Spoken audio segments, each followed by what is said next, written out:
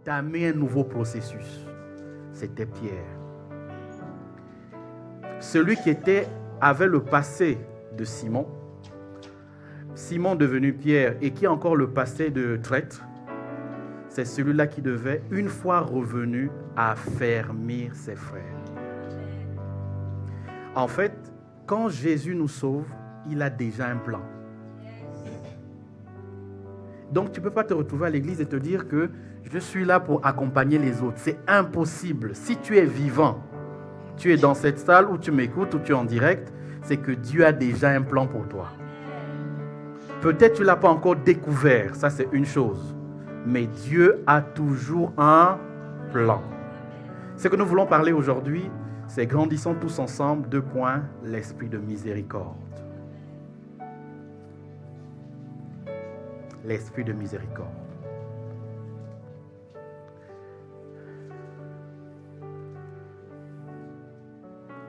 La miséricorde, c'est la compassion avec laquelle on traite les gens.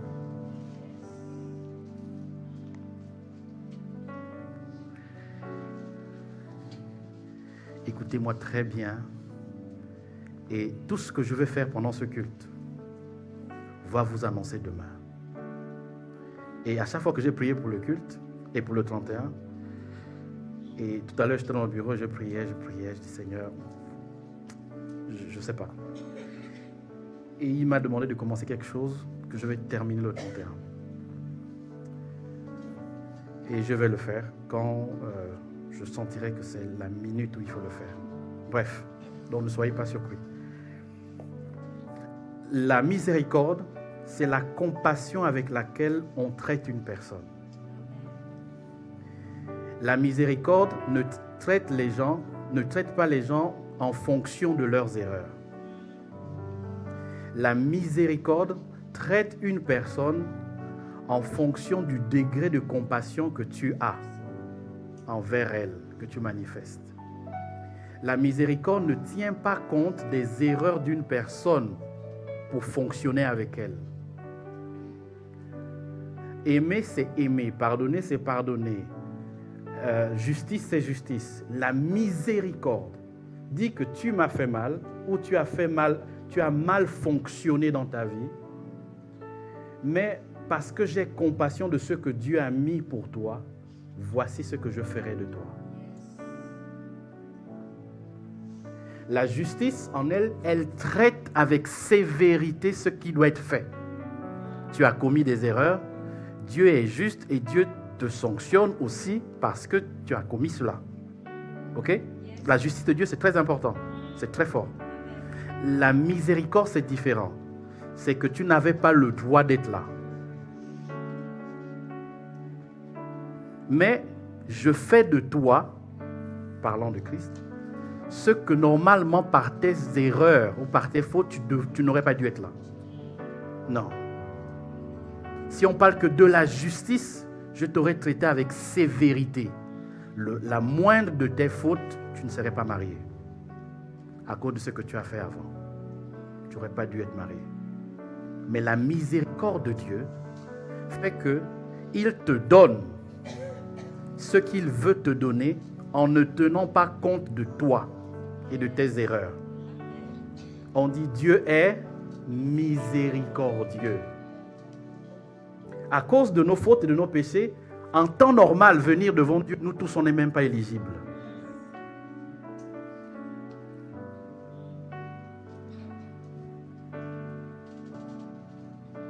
Regarde le nombre de fois que tu as fait des mauvaises choses en 2025. En temps normal, tu ne serais pas assis.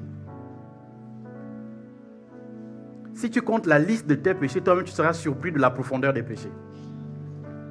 Mais Dieu est miséricordieux. La miséricorde.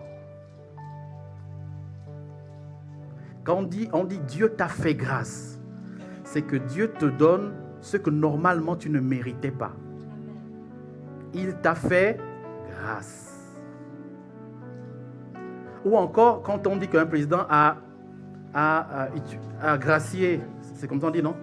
Un prisonnier, qu'est-ce que le président a fait? Il a libéré, donc il a effacé le poids de la condamnation. On disait que tu devais être là pour 20 ans. Tu n'en as fait que 1 an, donc il a effacé 19 ans de ta vie en prison. Il t'a fait grâce d'être libre. La miséricorde de Dieu, c'est très puissant. Et j'aimerais vous parler de la miséricorde comme étant l'esprit de la famille ciel où nous allons.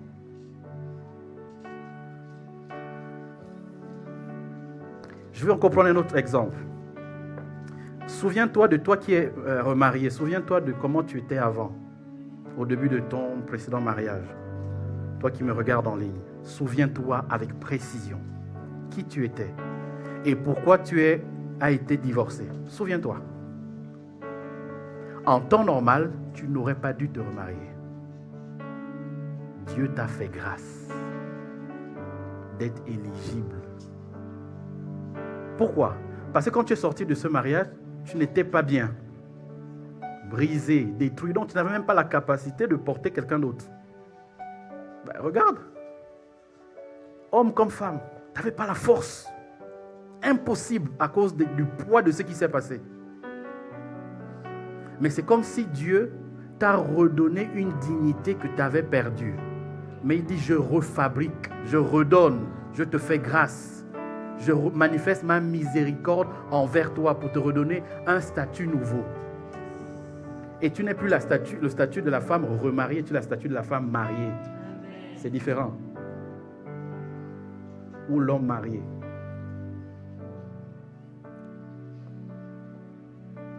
Dieu fait grâce. Et Dieu est miséricordieux. Je pose d'abord les bases pour que vous puissiez comprendre. Je prends les exemples de la vie courante. Regarde. Le nombre de fois où tu ne devais pas avoir d'enfant. Tu connais le nombre d'avortements que tu as fait? Souviens-toi.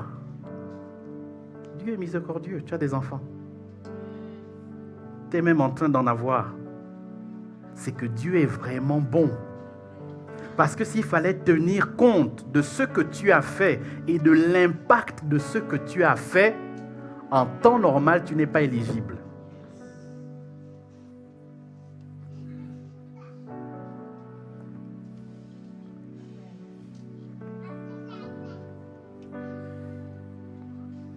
Mais Dieu est bon. Et il est miséricordieux. C'est bon? Ça va tout le monde? C'est pas trop choquant, ça va? On va crescendo. Parce que la parole de Dieu va nous éclairer au fur et à mesure. Donc, imagine-toi, moi je suis remarié, maman. Imagine-moi je suis remarié. Toi tu arrives dans l'église et tu n'es pas marié ou tu te maries à peine. Penses-tu que je suis éligible pour te critiquer? Humainement parlant. Bon, imaginons que moi je sois remarié, toi tu es en train de divorcer. Si moi je suis remarié, c'est qu'il y a quelque chose qui s'est passé avant. Ou la mort du conjoint, ou le divorce. Donc crois-tu que je sois éligible pour te parler? De vous-même, croyez-vous que vous êtes éligible? Non. Mais si tu arrives à parler aujourd'hui parce que Dieu est miséricordieux, il te donne une voix et un poids que normalement tu n'aurais pas.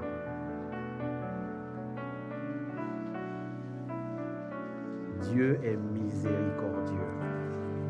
Regarde, je vais prendre encore un autre exemple. Imaginons un parent qui a un enfant de 20 ans. Donc, il a mis au monde l'enfant à 0 jusqu'à 20 ans. Et moi qui ai un enfant de 2 ans, je me permets d'être critique sur la vie de la personne qui a déjà fait de l'enfant et qui a déjà essuyé l'éducation de l'enfant, supporté les peines, les douleurs, les blessures, etc., etc. Et un beau matin, mon enfant à moi, 10 ans plus tard, fait des bêtises catastrophiques. Suis-je éligible pour parler? Non. Tu sais pourquoi? Parce qu'il y a des choses dans lesquelles tu te permets de parler. Parce que Dieu est miséricordieux envers toi. Mais en temps normal, si on prend les exemples de ta vie, tu dois être la personne qui ferme la bouche dans l'église.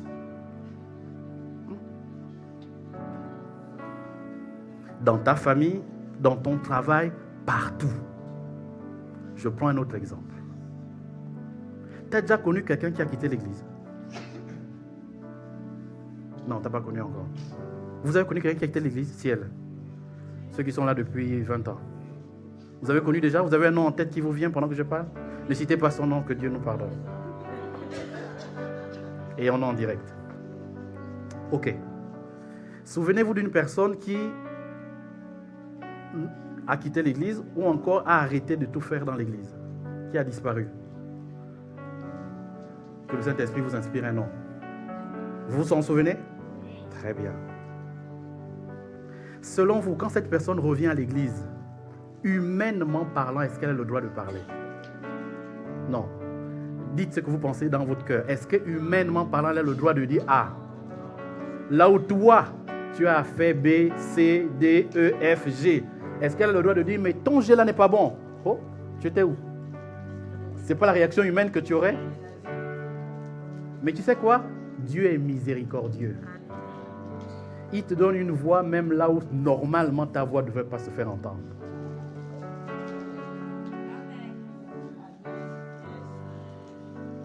Non, là c'est pas bon. Amen, amen. Amen, amen. Dieu est miséricordieux. Est-ce que quelqu'un commence à comprendre la miséricorde de Dieu? C'est qu'en fait, et je traduis ça parfois des mots simples, c'est que dans ta misère, c'est comme si Dieu te tendait une corde pour te dire, je te donne une bouée, c'est ça? Une bouée de sauvetage, une possibilité de te faire entendre, une possibilité de vivre. Dieu est miséricordieux. Même avec la manière avec laquelle tu traites ton mari, méchamment, Dieu est miséricordieux envers toi. Parce que les sanctions qui, dans le monde spirituel, qui peuvent être provoquées par le fait que tu maltraites ton époux ou ton épouse, en temps normal, tu ne seras même pas là. Là, tu ne seras pas là. Dieu est miséricordieux. Alléluia. Amen. Amen, amen. Oh, pasteur prêche, il n'y a même pas les versets bibliques. Si, t'inquiète. Il y a les versets bibliques. Et je vais te raconter l'histoire d'une troisième personne qui a fait preuve de miséricorde. La première personne, c'est malheureusement Judas, n'a pas eu le bénéfice de la miséricorde. Mais parce que la culpabilité était plus forte que sa repentance. Donc lui-même, il s'est suicidé. Sais-tu que dans ta famille, il y a des gens qui se suicident même avant même que tu ne fasses la remarque? C'est-à-dire, non mais petit frère, pourquoi tu as fait ça? Avant même que tu n'aies l'occasion de faire la remarque, il a déjà quitté la famille, il s'est suicidé. Il a quitté le cercle familial, il allait s'enfermer, il est devenu solitaire. Tu ne connais pas une personne comme ça? Le suicide n'est pas que tu meurs naturellement en terre. Hein. Le suicide peut être émotionnel. Le suicide, ça peut dire que je me coupe de votre présence. Tu n'as pas ça dans ta famille? Si, quelqu'un qui a dit je me coupe de vous, c'est fini. À cause de ce qu'il a fait. Mais parfois, comme ce qu'il a fait pèse sur sa conscience, au lieu de venir se repentir et de dire bon, j'ai fait ça, il trouve des raisons et des justifications pour manifester son absence. Tu as jamais vu ça? J'ai l'impression que je parle de ta vie. Hein. Est-ce que tu as compris? Mais Judas était comme ça. Et dans l'église, on a des Judas. Oui. Dans ta famille, il y a des Judas. Dans ton travail, il y a des Judas. Des gens qui se coupent de ta présence parce qu'ils se reprochent quelque chose intérieurement. Et comme ils ne peuvent pas supporter le fait d'assumer l'erreur, ils vont se retirer dans le côté et vivre leur monde dans leur monde. Mais dans l'église, dans le travail, dans la famille, il y a aussi des pierres. Des gens, pas Pierre en termes de prénom, non, ça il y en a beaucoup. Mais je parle des gens qui ont fait des erreurs, qui vous ont certainement blessés. Mais à un moment donné de ces erreurs, qu'est-ce qu'ils font? Ils se repentent et ils travaillent dans l'ombre à reprendre un positionnement dans votre cœur. Vous n'avez pas vu? Non, on n'est pas ce genre de personnes dans la famille. Hein. Si, vous en avez. Des pierres. Et parfois, quand ils reviennent avec un cœur tellement humble que vous avez compassion et vous donnez comme une ouverture même plus grande que ce que vous aviez avant comme relation. Il y a aussi des pierres dans l'église. Il y a aussi des pierres dans ton travail, dans ton milieu social, dans ta famille. Il y a aussi des gens avec le cœur de pierre. L'esprit de miséricorde ne tue pas son général.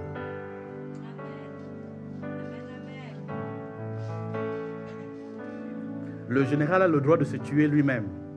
Mais l'esprit de miséricorde sur quelqu'un n'affaiblit pas celui qui revient à moi. L'esprit de miséricorde ne déshabille pas celui qui cherche à être habillé.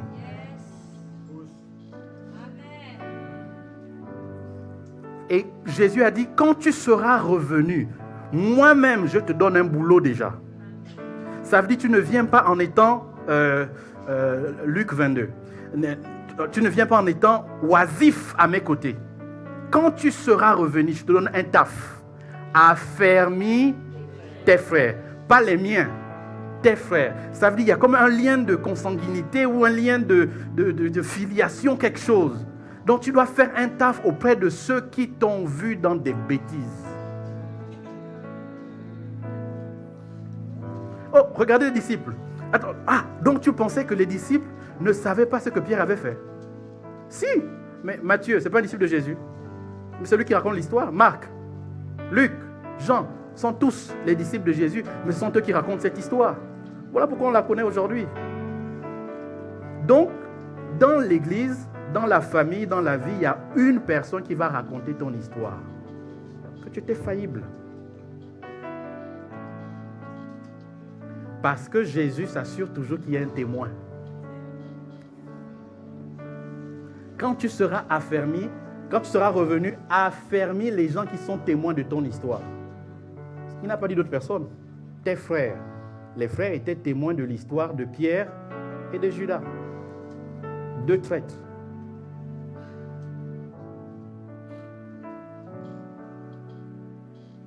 Est-ce que vous commencez à voir où je vous amène un peu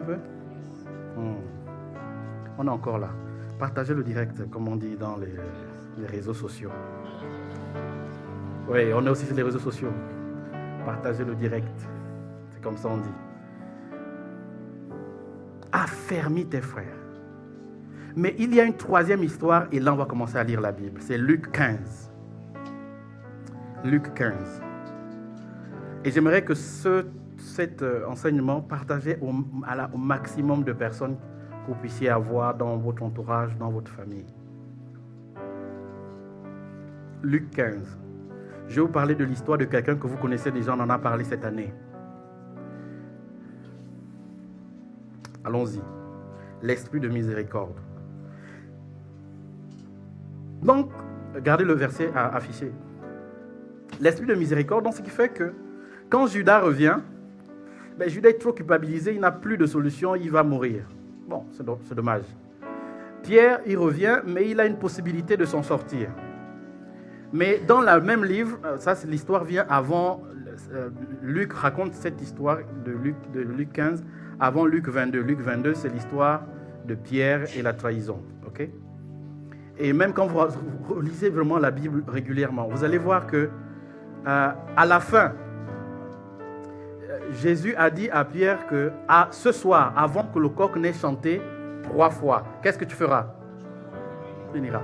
La Bible dit que le soir à Gethsemane, Jésus avait peur, il tremblait, ça n'allait pas du tout, il était vraiment bizarre. Il a dit, Seigneur, non. Ce que je vais vivre là est trop fort. Si cette coupe peut s'éloigner de moi, ça m'arrangerait. Mais non pas ma volonté, mais ta volonté. Et je te dis même que ce qui s'est passé, tu sais ce qui s'est passé d'extraordinaire? C'est que parmi les gens, la Bible dit ceci dans Luc, qu'il y avait un groupe de personnes qui venaient. Et en tête desquelles il y avait Judas, le traître. Et il est venu, il a fait un bisou à Jésus. On appelle ça le baiser de quoi? Il ne faut pas faire ça à quelqu'un, je vous assure, il ne faut pas faire. Et de l'autre côté, il y avait Jésus. Donc Judas avance, Jésus est là. Fait le bisou. Et ce qui se passe, c'est que les disciples commencent à voir qu'il y a un attroupement, ils se lèvent. Parmi eux, il y avait un Pierre. Voici ce que ma Bible dit. Que Pierre a sorti quelque chose pour défendre Jésus. Hein? Il a sorti l'épée pour défendre Jésus. Il allait couper l'oreille d'un soldat.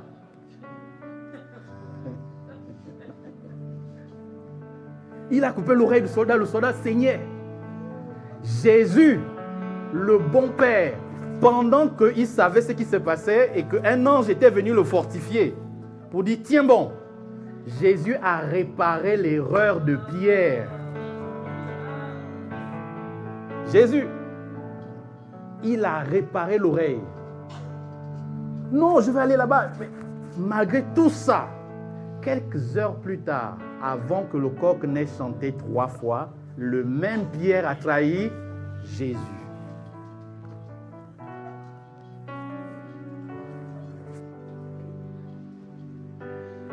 Puis vient cette histoire un peu plus tard. Ça, c'est bon, on l'a lu. Ok.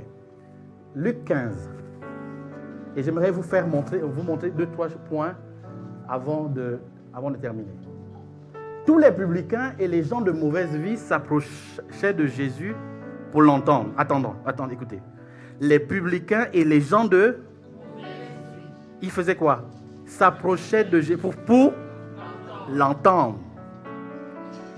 Écoutez bien le début. Les gens de mauvaise vie. Donc, dans les mauvaises vies là, mets ce que tu veux dedans. La suite. Et les pharisiens et les scribes murmuraient disant, cet homme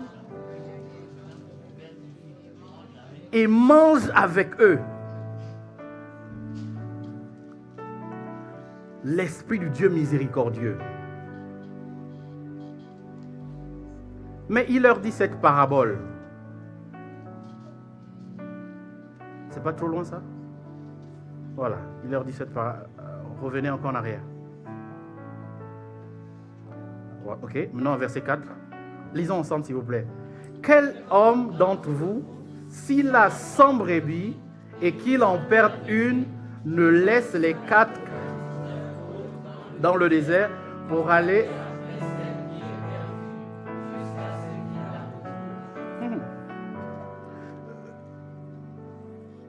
Vous savez, j'ai quelqu'un à la maison, beaucoup de chaussures. Mais elle perd une chaussure. On doit sortir. Elle va chercher cette chaussure-là. Alors qu'il y a 99 autres. Donc la parabole s'applique sur beaucoup de gens qui sont assis dans cette salle.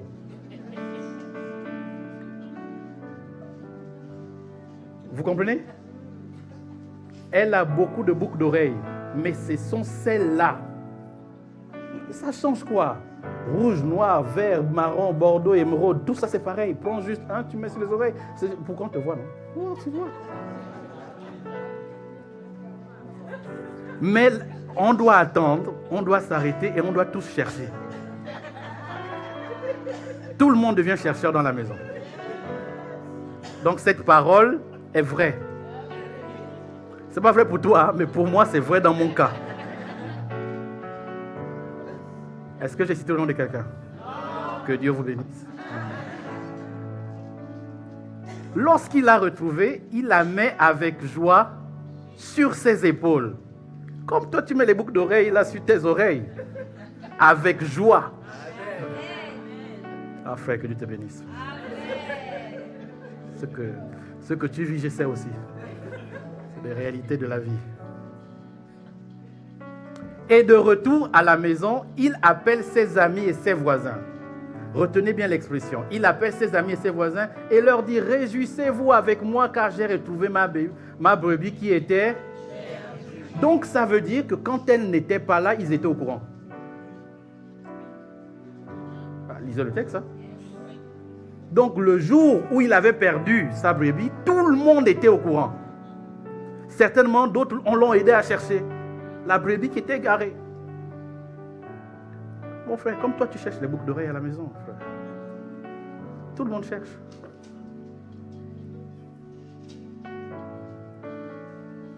J'ai un autre à la maison. Un jouet perdu, c'est la fin du monde. Il faut rechercher ce jouet dans toute la maison. Partout.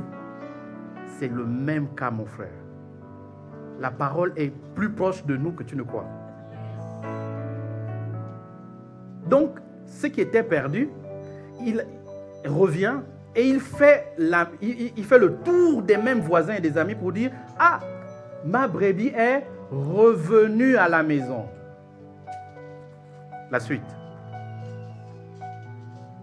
De même, je vous le dis, il y aura plus de joie dans le ciel pour un seul pécheur qui se repent que pour 99. Ah!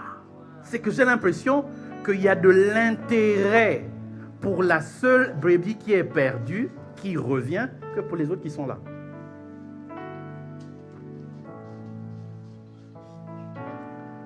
Allons-y. Maintenant, je vais vous raconter, je vous ai parlé de ma vie, non? Regardez comment ma vie est écrite dans la Bible. Regardez. Ou quelle femme, si elle a 10 drachmes et qu'elle en perd une, n'allume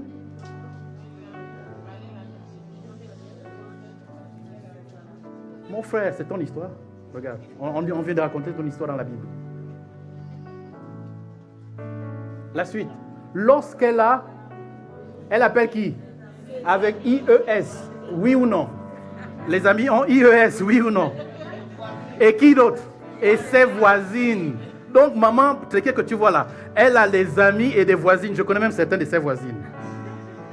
Elle appelle tout le monde et dit, réjouissez-vous avec moi car j'ai retrouvé que j'avais perdu. Elle fait tout le bruit dans la maison, j'ai perdu. Faites. De même, je vous le dis, il y a une joie devant les anges de Dieu pour un seul pécheur qui se répand.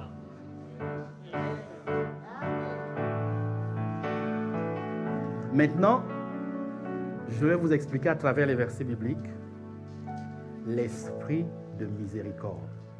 On a posé le cadre, mais comment cet esprit se manifeste dans la vie de tous les jours? Il dit encore, un homme avait 2 fils. Ces 2 fils peuvent être 2 générations.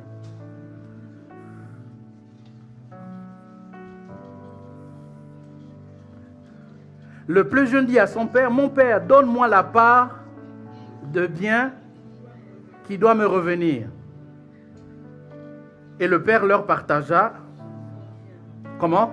Son bien. La suite. Peu de jours après,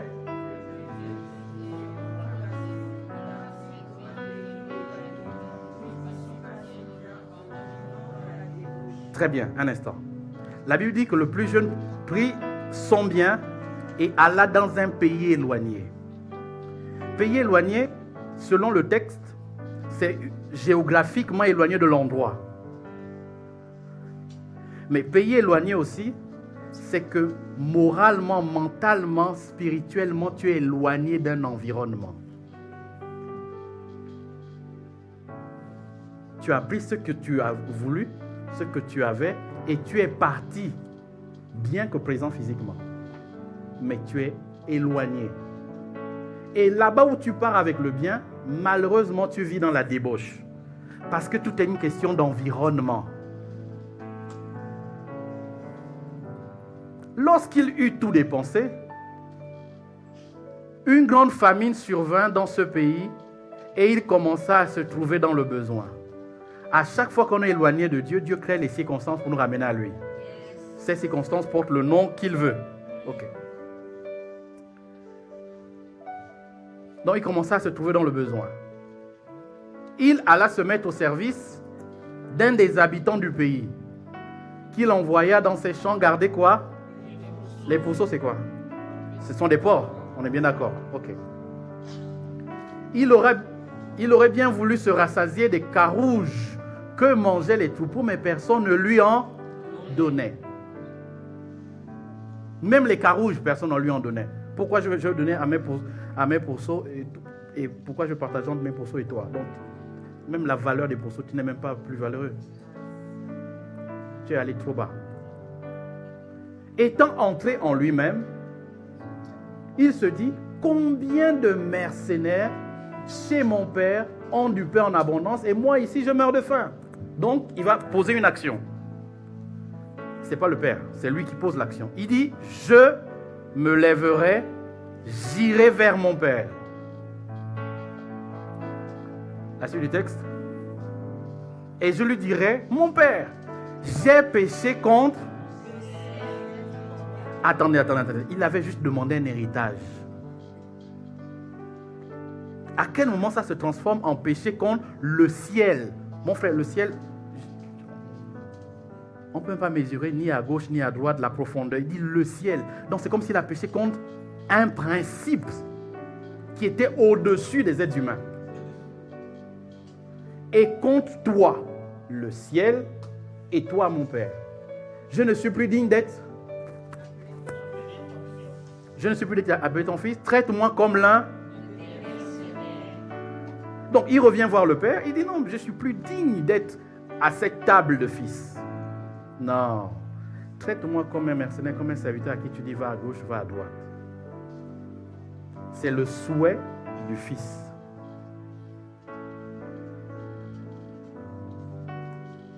Il se leva et alla vers son père. Comme il était encore loin, son père le vit et fut ému de... Je vous ai dit que la miséricorde, c'est quoi? C'est la compassion avec laquelle vous traitez les autres. Il fut ému de compassion. Il courut, jeta à son cou et le baisa. Ah! Celui qui dit qu'il a péché, il a avoué ses fautes. Il a péché, mais la réaction du père n'est pas proportionnelle aux bêtises qu'il a faites.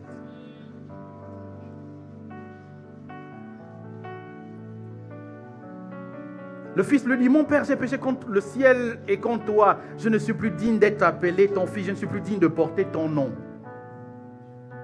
Mais le père dit à ses serviteurs, apportez. Il n'a même pas répondu au fils. Ce n'est pas une question de conversation avec le fils. La compassion va au-delà, mon frère. Elle ne s'arrête pas sur la table et discute avec les gens. Apportez vite la plus belle robe et l'en revêtez. Mettez-lui un anneau au doigt et des souliers aux pieds. Revêtez un habit. L'anneau, le signe de l'alliance qui revient dans la famille, c'est toujours l'alliance. Toi, les pieds pour la mobilité dans la famille, pour qu'il soit honoré. Mais le père dit à ses... non, la suite s'il vous plaît. Amenez le veau gras, tuez-le, mangeons et réjouissons-nous.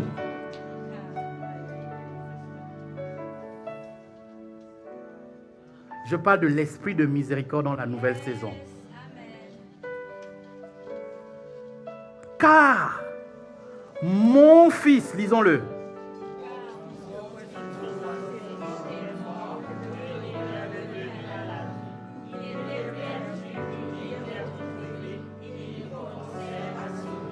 Mon frère, c'est juste une question d'argent. À quel moment on parle de mort? C'est juste une question d'héritage, d'argent, de biens matériels, l'argent. Et il allait vivre dans la débauche. À quel moment on parle de mort? Parce que l'esprit dans lequel il est venu prendre n'avait plus de vie.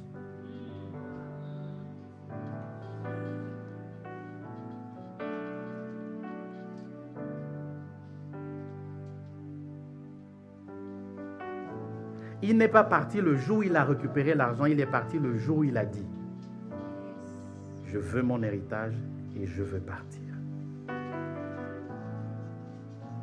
L'esprit de vie qui était rattaché au Père ne l'a pas suivi. Vous savez que la grâce, c'est comme un tuyau. C'est un réservoir de potentiel divin, de présence divine, de capacité divine. Lorsque vous débranchez ce tuyau, il n'est plus alimenté. Si ce tuyau allait à la pièce voisine, il n'y aura plus d'eau qui ira. C'est comme s'il a été déconnecté. Bien que riche, parce qu'il a eu sa richesse, bien que ayant la capacité d'aller dans un pays voisin, mais il n'était plus connecté à la source de la richesse. Donc, déconnecté. Et il dit, mon fils était mort. Mon fils n'était pas parti en voyage. Mon fils n'a pas juste arrêté les activités, il était mort. Mon fils n'est pas juste parti aller chercher une femme. Non, il était mort. Parce que la profondeur avec laquelle tu es parti, ce n'est pas la même vie avec laquelle tu étais dans la maison. Quelque chose s'était coupé. La preuve que ça s'est coupé, ce sont les actions que ça a produit une fois parti. C'est qu'il n'y a plus la vie. Mais le père, quand il est venu, il a dit, oh mon fils, tu es revenu. Oh la joie. Il a annoncé à tous les voisins. Et, mon frère, quand il est parti, les voisins étaient au courant aussi. C'est l'histoire juste qui vient avant. Les voisins étaient au courant. Tout le monde était au courant que le petit était parti. Quand il est revenu, il a fait la même fête. Donc quand il est parti, il a dit non, mon fils est parti, peut-être qu'il m'a déçu, bon c'est pas grave, etc. Quand il est revenu, il a changé le discours, il a mis un discours positif désormais pour que les contemporains entendent que ne vous arrêtez pas à l'histoire passée de mon fils. La nouvelle histoire vaut mieux.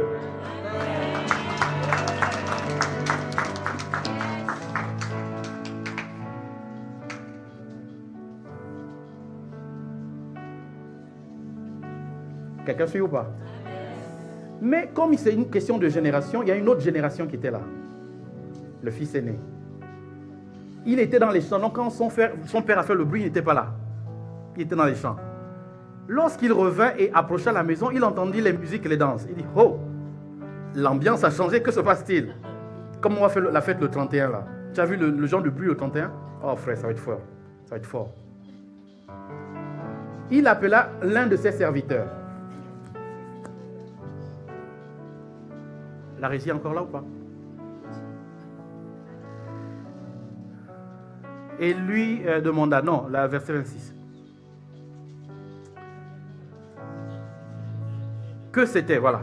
Voilà, il demanda que c'était. Ensuite, ce serviteur lui dit, ton frère est de retour et parce qu'il l'a retrouvé en bonne santé, ton père a tué le veau gras.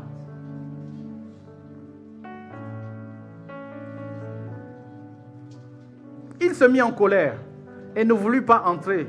Son père sortit et pria d'entrer. Frère, il faut rentrer. Génération passée là, il faut rentrer. Rentrez. Mais il répondit à son père, voici il y a tant d'années que je te sers. Génération passée. Ça fait longtemps que tu sers le père. Tu as l'expérience. Tu as le goût de la vie. Sans jamais avoir transgressé quoi? Tes ordres. Et jamais tu ne m'as un chevreau. Vous savez, les anciennes générations doivent traiter avec quelque chose de profond. Pour que je me réjouisse avec mes amis. Tu n'as jamais fait ça. Mais comment cette génération arrive et tu te permets de faire tout un bruit? Pourquoi?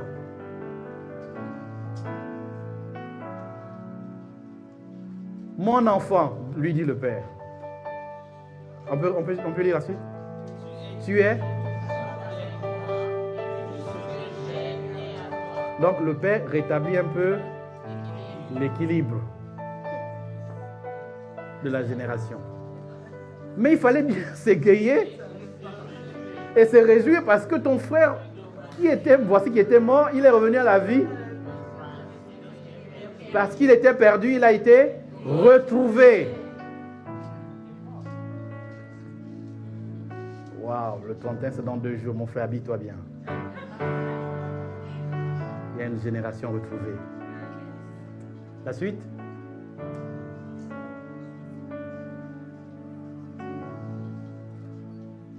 Ah non, ça c'est un autre texte. Ok. Donc, regardez une histoire. Perdu, mais le père, il a un cœur extraordinaire.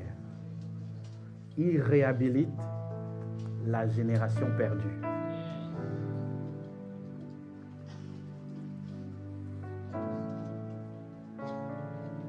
Mais le problème, ce n'est pas le père, c'est l'ancienne génération.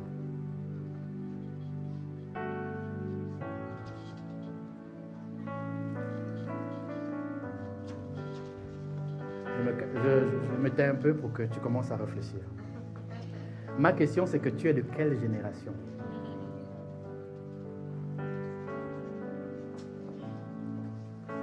Non, tu es quel type de fils?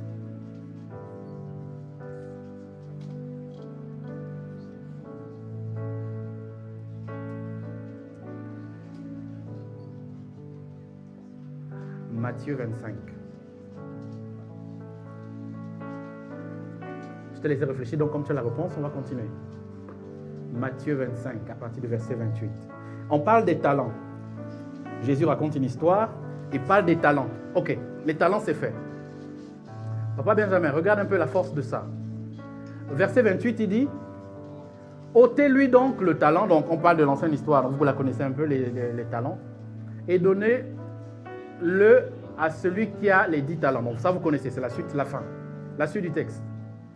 Car on donnera à celui qui a, et il sera dans l'an. Mais celui qui n'a pas, on notera même ce qu'il a. La suite.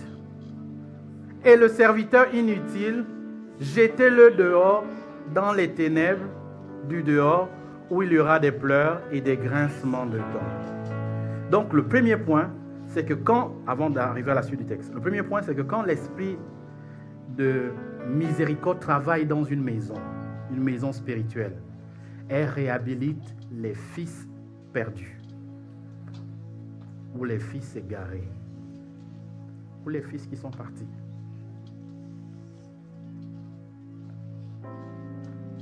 Mais, Papa Serge, regarde, dans l'histoire de Luc 15, regardez bien cette chaise. Ça, c'est le fils égaré. Donc, quand il est parti, il n'a que 2 fils. Donc, si c'est un roi, il a 2 princes. Et certainement, les princes, chacun a sa chaise. Quand celui-là est parti, est-ce qu'un autre prince est venu s'asseoir à sa chaise? Donc, sa chaise est toujours restée vide, en attendant son retour. Donc, qu'est-ce que le père a fait? Il n'a fait que récupérer le fils et il dit, assieds-toi, la chaise que tu avais laissée, elle est toujours là. Chacun est unique dans la saison. Donc, ta chaise ne peut pas être remplacée, elle est toujours là. Vous commencez à comprendre? Mais regarde bien l'histoire dans le détail. Ce n'est pas le fils qui a revendiqué sa chaise perdue. Oh. Non, tu dis pas trop amen là. J'ai peur de mon niveau de révélation. C'est pas le fils qui a dit non.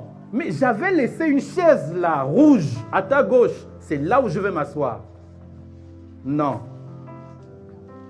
C'est le père lui-même qui a estimé que le fils est revenu. Je te redonne l'habit que tu as laissé. Donc, un positionnement ne se revendique pas. Tu ne peux pas le revendiquer. Impossible.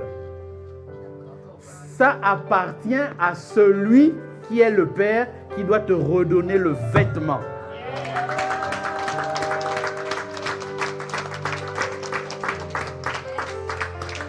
Tu n'as même pas besoin de CV, tu es déjà le fils. Donc, le fait que tu sois le fils, la filiation parle. Il faut juste attendre que le père organise la fête, te donne la bague, les chaussures, la robe pour récupérer ta place. Mais le père, ce n'est pas une personne, c'est un esprit. Le père, c'est pas... Ne mettez pas le mot père collé à quelqu'un. C'est un esprit. Le cœur de Dieu.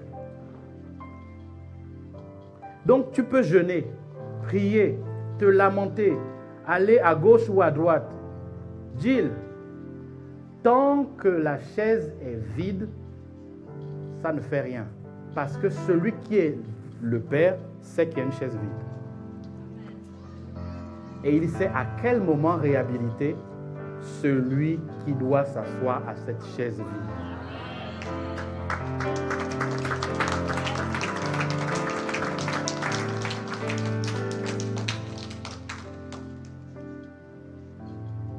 Mais, tu sais quoi, maman Nathalie? Ce n'est pas le Père qui l'a réhabilité, c'est ce qu'il a fait qui l'a réhabilité. Voilà pourquoi tu mets tes regards sur le Père. Ce n'est pas le Père, c'est ce que tu as fait dans le secret. La Bible dit qu'il a dit qu'il irait voir son Père, il demanderait pardon au ciel et à son Père. Le jour-là, Dieu l'a entendu. C'est ce jour qu'il a été réhabilité.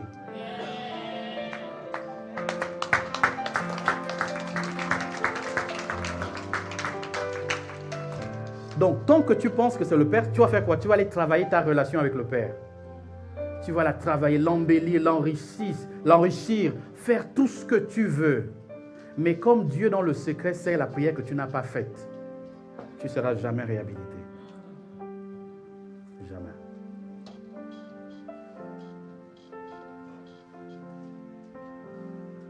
Désolé si je frustre quelqu'un. Je parle de la nouvelle saison. Alors moi, je vous prépare un peu à ce qui va se passer le 31. Voilà pourquoi je dis, écoutez cette prédication, écoutez-la. C'est l'avenir de l'Église dont je suis en train de te parler. Mais tu ne sais pas encore.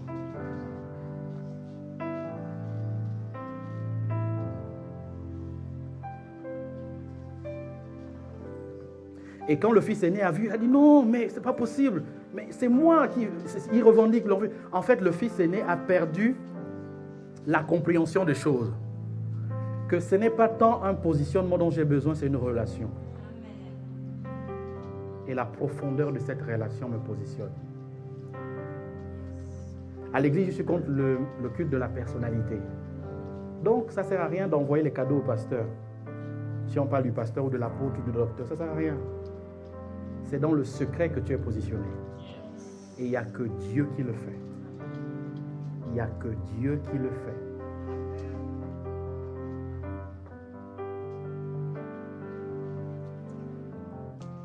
Matthieu 25. Et ici, je te parle d'une autre histoire, d'une autre personne. Et après, je vais terminer et on va prier. 29, allons 30, s'il te plaît.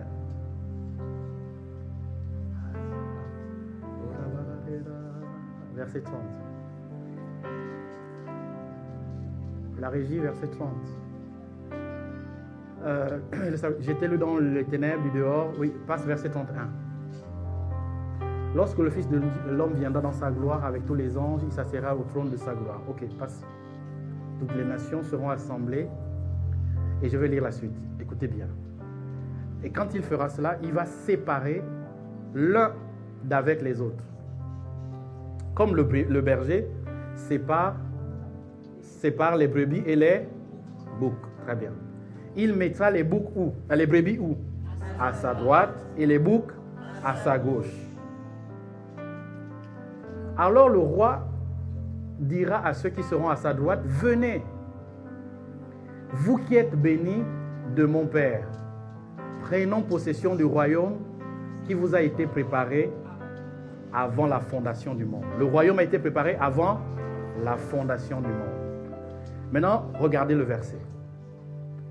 C'est ça l'esprit, la manifestation de l'esprit de miséricorde.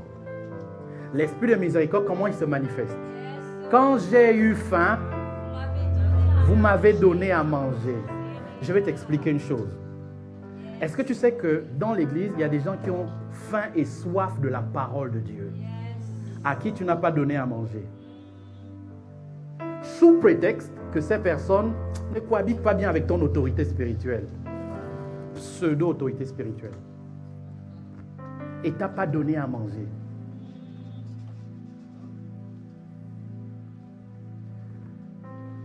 Tu n'as pas donné à manger.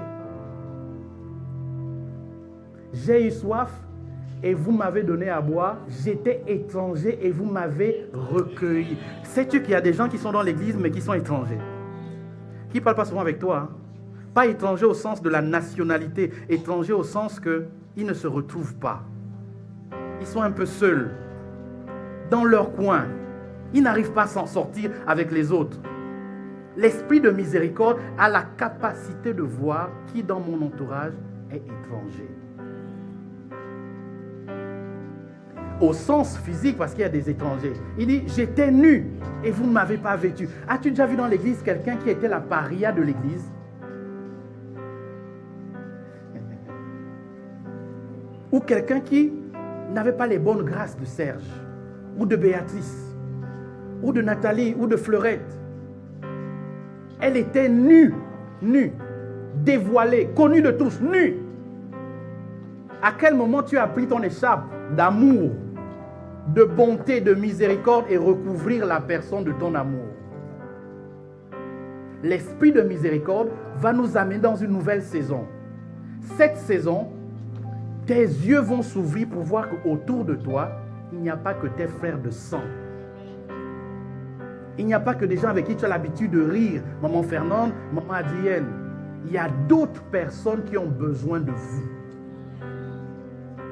Elles sont plus jeunes, plus petites ou plus grandes. L'esprit de miséricorde est capable de voir quelqu'un en prison. En prison, c'est quoi? En prison, c'est quelqu'un qui est emprisonné par ses démons, par ses peurs, par ses détresses. Mais comme dans l'église, on a toujours développé la culture du luxe, je ne fonctionne qu'avec les gens dont je connais les prénoms et je maîtrise, alors qu'à côté de moi, il y a une personne qui est emprisonnée par ces démons du quotidien. J'étais en prison et vous ne m'avez pas rendu visite. Combien de gens as-tu visité cette année 2025? Faisons le point. À part ta famille. Combien de personnes? Combien de personnes? Combien de personnes? Combien de personnes tu as visité? Qui étaient seules chez elles. Mais je te demande, combien d'argent as-tu gagné? Ah là, tu connais le montant de ton compte bancaire. Et tu connais ce que tu peux posséder. Mais combien de personnes étaient en détresse et envie de se suicider? La Bible dit dans Éphésiens 4, c'était la pensée de cette année. Perfectionner les saints. Combien de personnes as-tu vu cette année? Et tu as su que cette dame qui vient à l'église, qui vient ceci, il n'y a pas que le pasteur qui peut s'occuper d'elle. Moi aussi, je peux l'aider. Combien de personnes as-tu vu dans l'église qui venaient sans manger et retournaient sans manger, au sens naturel? Combien de sans-abri avons-nous à l'église vêtus en cravate, mais sans abri? Sans famille. Mais je suis sûr une chose, tu as passé Noël en famille, avec ta famille.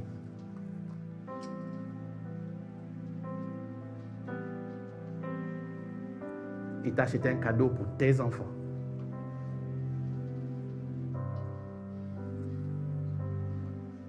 À qui as-tu manifesté la miséricorde? Ça veut dire que cette personne décrit comme Jésus dit, mais si vous faites ça à l'un de ces petits, c'est à moi que vous l'avez fait. Sais-tu pourquoi on a créé Réa? Pour aller aider des gens qui dans la vie ont perdu quelque chose. Si quelqu'un est en prison, il n'est pas en prison parce qu'il voulait aller se balader. Il est en prison parce qu'il a perdu quelque chose et la société a retiré sur lui le droit de. Et on l'a enfermé. À quel moment t'es-tu dit que tu vas aller rendre visite à une personne si cette personne ne porte pas ton patronyme?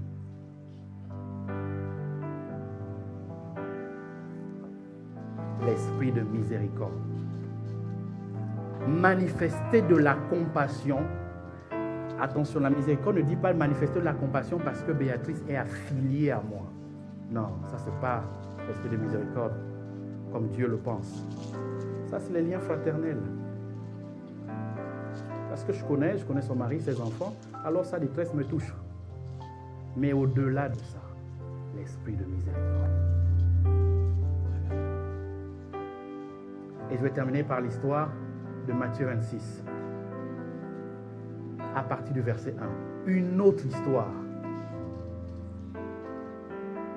Lorsque Jésus eut achevé tous ses discours, il dit à ses disciples, donc il finit de parler de prison et autres.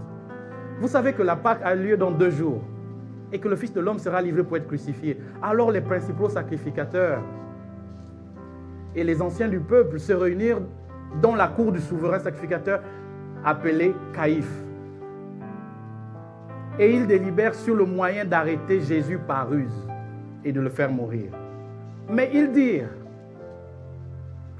que ce ne soit pas pendant la fête de Pâques, donc pendant la fête, afin qu'il n'y ait pas trop de tumulte parmi le peuple. Comme Jésus était à Béthanie dans la maison de Simon le lépreux. Jésus était dans la maison de Simon.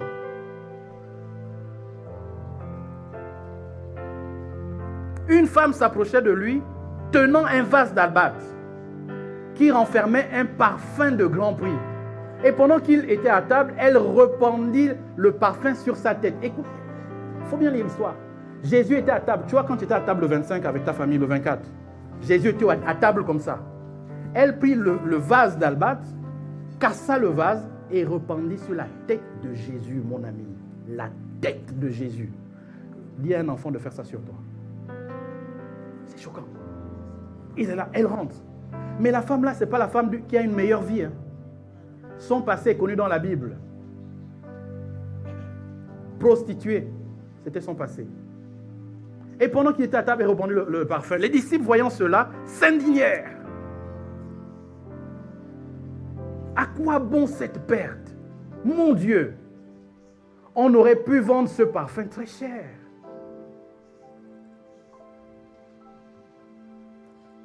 La suite. Jésus s'étant aperçu, leur dit, pourquoi faites-vous de peine à cette femme? Elle a fait une bonne action à mon égard. Mais tu sais quoi? Il y a très peu de temps, Jésus a dit à cette femme, tes péchés te sont pardonnés. Parce que le poids de la vie de cette femme, Jésus a manifesté de la compassion envers elle. Le contraire de la compassion, c'est la rancune. Conserver les erreurs de quelqu'un, les maintenir au froid et attendre que ça va exploser le jour. La miséricorde, c'est que bon, tu as déjà fait ce que tu as fait, je ne sais même pas qu'est-ce que... Je te libère de ce poids. C'est ce que Jésus a fait pour cette femme. La suite a été la reconnaissance. Elle a pris quelque chose de valeureux, elle a jeté au pied, elle a dit non, ça n'a pas plus de poids que ce qu'il a fait pour moi. Jésus n'a pas payé une voiture à cette dame. Jésus n'a pas payé une maison de luxe. Jésus a juste pardonné les péchés.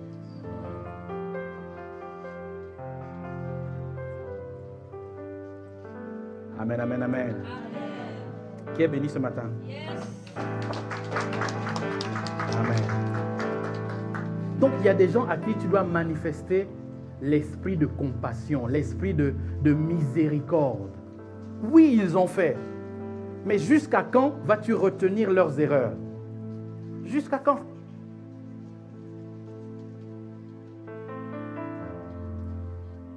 Au verset 37, s'il vous plaît, de Marc 26. Verset 37.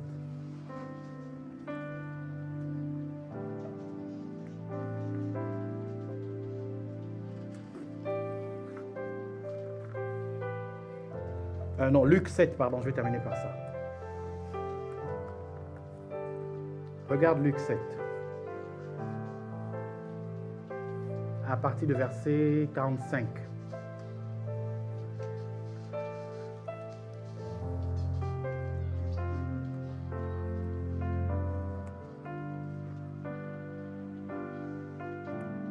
Donc, cette femme, on raconte une autre histoire, la même histoire, mais verset 45. Mettez verset 45, s'il vous plaît. Et elle dit Jésus dit, je suis rentré dans ta maison, tu ne m'as pas donné de baiser, tu ne m'as pas donné tu ne m'as pas fait un certain nombre de choses depuis que je suis rentré. Elle n'a pas cessé de me baiser les pieds. C'est ce que Jésus explique. Verset 46. Tu n'as point versé d'huile sur ma tête, mais elle a versé du parfum sur mes pieds. La suite. C'est pourquoi je te le dis. Ses nombreux péchés ont été pardonnés. On peut lire la suite ensemble, s'il vous plaît? Ouais.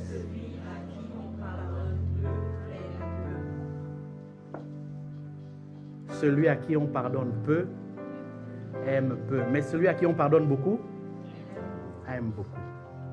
Manifester la miséricorde. Et moi, je suis le produit de la miséricorde de Dieu. Oui, manifesté à travers un homme. Pur produit. Le nombre de mes erreurs sont très grands. Hein? Énormes. Tu sais quoi, un peu comme Pierre. Les témoins de l'histoire de Pierre ont écrit l'histoire de Pierre dans la Bible, les évangiles. Moi, mon histoire peut être écrite. Il y a des témoins vivants. Depuis que je suis né jusqu'à maintenant, il y a des témoins de mon histoire, de ma vie. Mais quelqu'un a manifesté la miséricorde envers moi. Et quand on te manifeste la miséricorde, regarde, quand on te pardonne peu, tu manifestes peu. Mais quand on te pardonne beaucoup, comme cette femme-là, elle a pris quelque chose de valeur et est venue déverser ça. Parce que la miséricorde n'a pas de prix. On ne peut pas l'acheter. Dans cette nouvelle saison, c'est l'esprit de miséricorde qui doit travailler. Partout dans l'Église, dans toutes les sphères, dans tous les domaines, dans les familles, dans les foyers, dans les entreprises, où vous êtes en poste en tant que cadre et autres, c'est l'esprit de miséricorde. Quelqu'un n'a pas payé bien ton bon de commande, c'est pas grave, c'est pas la fin. L'esprit de miséricorde. Et un jour, il sera reconnaissant, il te donnera 2 fois plus que ce qu'il te devait. L'esprit de miséricorde. Ne pas traiter les gens avec trop de rigueur. Tu sais quoi? Un jour, tu passeras par la case là. Oui. Et j'ai appris ça dans ma manière de gérer. C'est que ça ne sert à rien d'étrangler déjà quelqu'un qui vient avec une bouée de sauvetage que sauvez-moi. Ça ne sert à rien. Mais parce qu'on m'a pardonné beaucoup. Donc, comme on m'a pardonné beaucoup, je sais manifester beaucoup d'amour. C'est la raison pour laquelle cette chaise, en 2026, à partir de 2026, tu vas l'occuper à nouveau. Parce que ne compte pas sur moi pour retenir tes péchés passés. Ce n'est pas mon style de vie. Mais moi, on m'a fait grâce. Qui suis-je pour te retenir tes péchés? Et j'ai décidé dans ma vie de ne pas être le fils aîné du frère prodigue. Je ne serai pas ça jusqu'au jour où je mourrai. Je ne retiendrai pas tes péchés contre qui que ce soit. Si tu t'es repenti, que tu as confessé Dieu dans le secret, Dieu parlera à mon cœur, à moi, pour te dire, lui, remets là, remets sa place. Là. Parce que je n'ai pas la force de me battre contre Dieu. Je n'ai pas cette force, mon frère, ma soeur. La saison dans laquelle nous entrons, c'est la saison du rétablissement.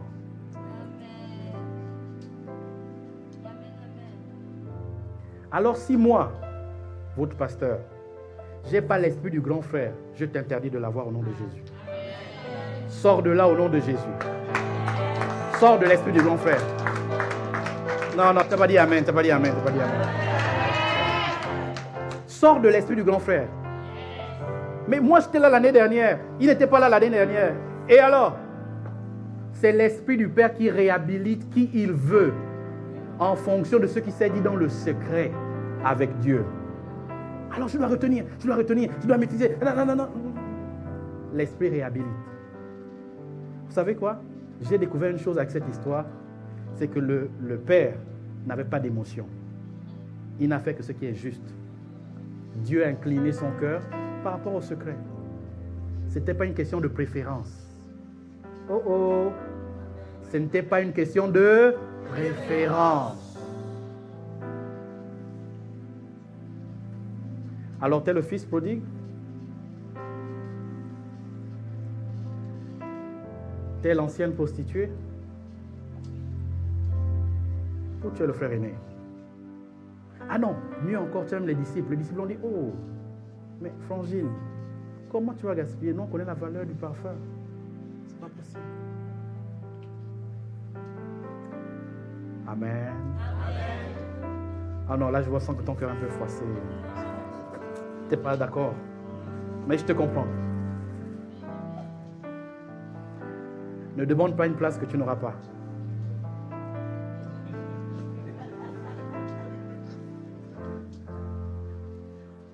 Le ciel est fermé. Ne demande pas une place que tu n'auras pas. Va au pied du Saint-Esprit. Lui va te réhabiliter.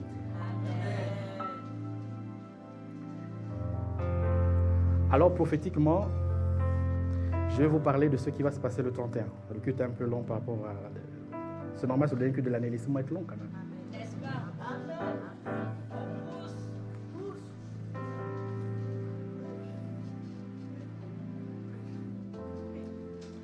Ce qui va se passer cette année ou ces années qui arrivent, c'est que tu étais assis là.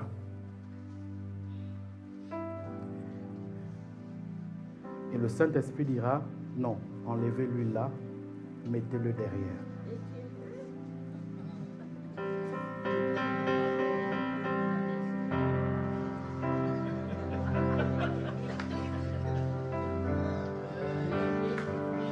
Ah non, on ne peut pas dire Amen. Seigneur Jésus, on ne peut pas dire Amen.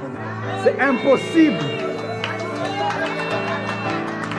Ça ne vient pas du Saint-Esprit, c'est pas possible. Ça ne peut pas venir du Saint-Esprit. Oh là là, c'est pas possible. Ça heurte mes émotions, ça ne peut pas être de Dieu.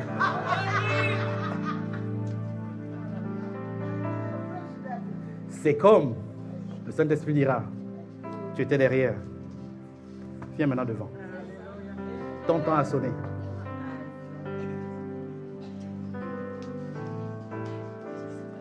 Mais pourquoi le Saint-Esprit n'a pas fait ça avant? Pourtant, j'avais les mêmes capacités. C'est parce que ce qui s'est passé dans le secret a parlé en ta faveur. C'est la raison pour laquelle je te dis, le secret.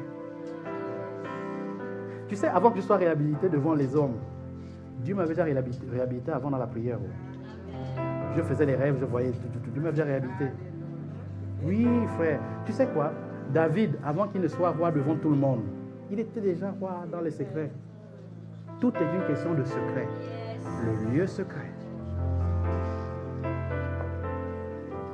Et cette année aussi, tu verras, tu comprendras mieux le 31. Cette année, tu verras les gens assis ici, là. Ah, mais c'est pas possible. Lui, là, il n'a pas l'image d'une personne qui peut s'asseoir là. Mais non! On a fait une erreur. Casting, mauvais casting. Celui qui a choisi, Pierre l'a choisi.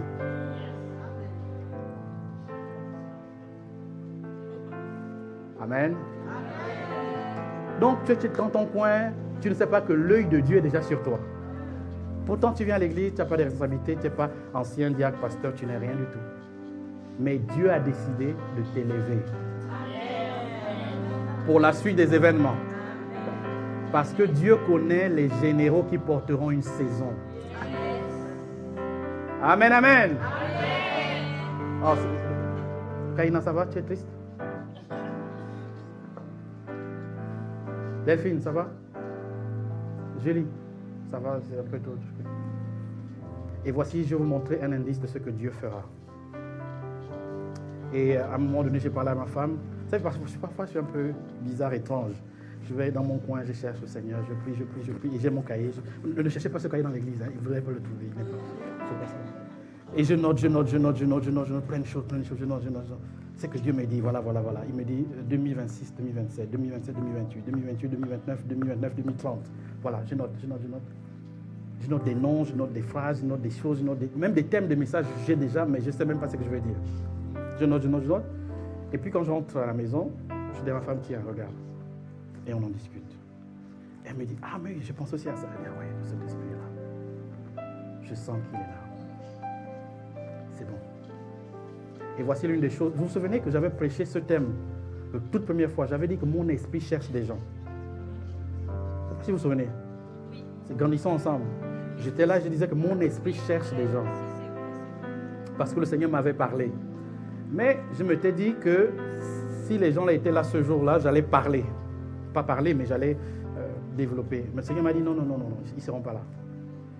J'ai attendu, peut-être je me suis trompé, on ne sait jamais, mais ce n'est pas sorti de mon cœur, c'était là. C'est parce que ce n'était pas le bon moment. Voici le bon moment. Et j'ai mis 2 chaises ici. 2 chaises.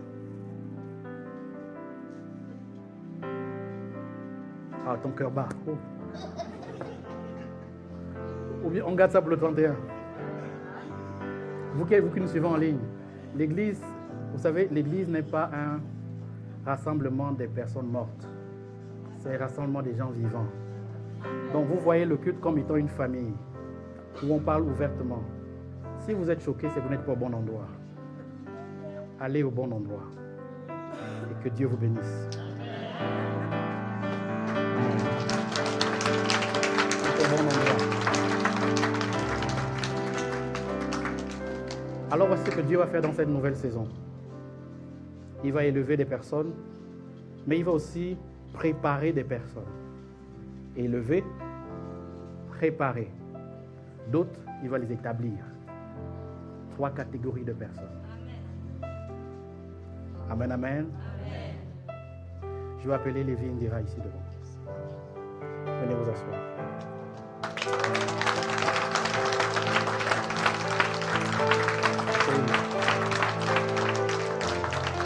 Tu te mets où tu veux. Hein. Le Dieu qui s'est élevé vous positionne à un autre endroit. Asseyez-vous. Dieu sait faire les choses.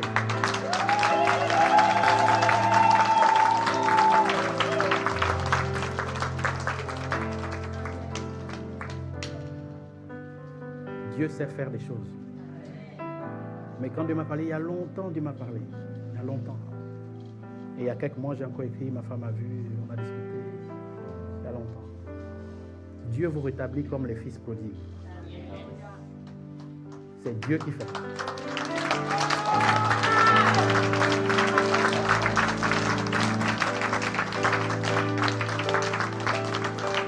Mais ce genre d'exemple-là, vous en aurez, oh là là, 31, ça va être chaud, chaud, chaud. Tu as ta tenue déjà? Moi, je cherche encore la tenue. Toi aussi. Voilà. C'est dans 2 jours. Je crois que c'est une autre saison. Pour Lévi Indira, c'est une autre saison.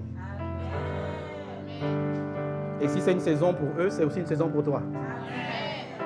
Amen, amen. Voilà. Et que tous les... Si ça existe, tous les missiles spirituels, je les arrête au nom de Jésus. Ils vont passer ils vont chercher la tenue ce soir même. Vous allez voir. Gloire à Dieu.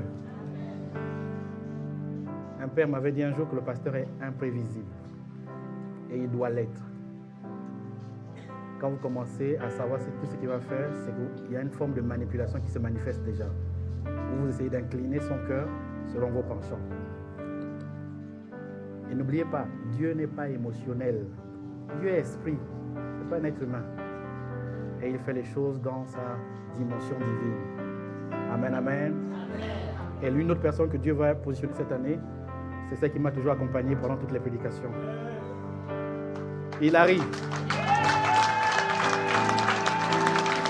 Amen. Je parle sous le contrôle de l'ancienne Béatrice. Elle est monitrice porte de vie. Apparemment, elle a un témoignage au fait vivre. Ses élèves sont là. Vous pouvez lever les mains, ses élèves. Vous pouvez même pas clamer pour la soeur.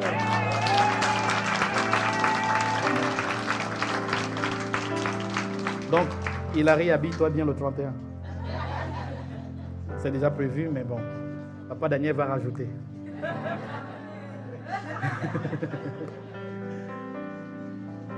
L'esprit de miséricorde dans une saison ne condamne pas les gens en fonction de leurs fautes, mais manifeste la compassion qui est le cœur de Dieu pour les positionner.